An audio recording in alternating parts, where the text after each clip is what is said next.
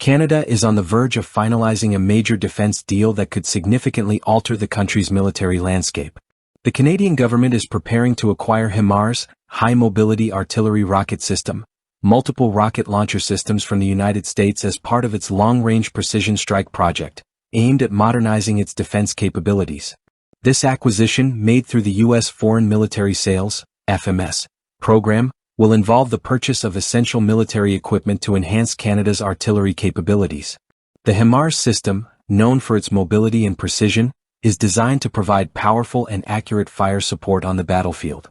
Mounted on a 6x6 tactical truck chassis, the system can fire up to 6 rockets or a single tactical missile, with a range of up to 300 kilometers.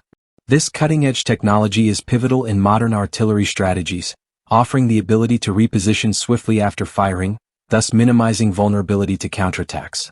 HIMARS also boasts an armored cabin to protect the crew from small arms fire and shrapnel, an essential feature in today's combat environments.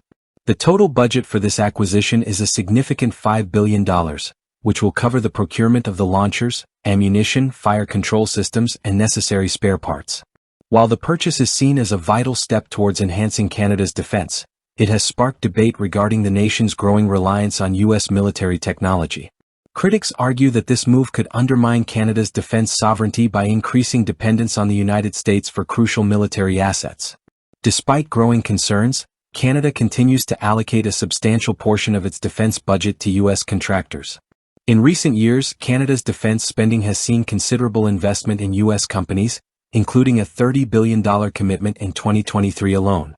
This investment has led to major contracts with American firms, such as an $8 billion deal with Boeing for reconnaissance aircraft and a $2.5 billion drone procurement agreement.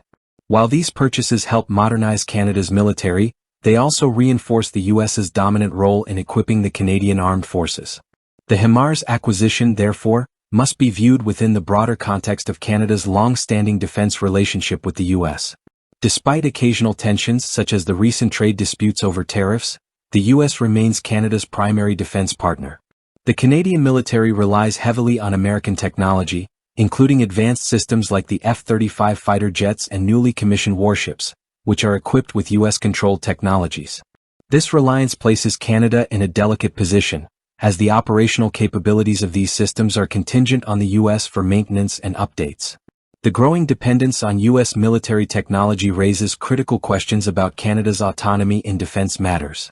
Some analysts express concern that Canada's reliance on American systems could limit its ability to operate independently, particularly during times of political strain or diplomatic disputes. The control over critical military technologies by the U.S. might hinder Canada's operational flexibility if bilateral relations were to sour. Moreover, Canada's continued preference for U.S. suppliers has led to dissatisfaction within the domestic defense industry. Canadian firms struggle to compete with U.S. giants, often losing out on lucrative contracts. Critics argue that Ottawa's defense procurement strategy does little to foster the growth of local defense companies, further deepening the country's dependence on foreign suppliers. Canada's decision to acquire HIMARS reflects the complex balance it must strike between enhancing its military capabilities and preserving its strategic autonomy. While the need to modernize and address contemporary security challenges is undeniable, the growing dependence on U.S. military equipment poses risks to Canada's defense sovereignty.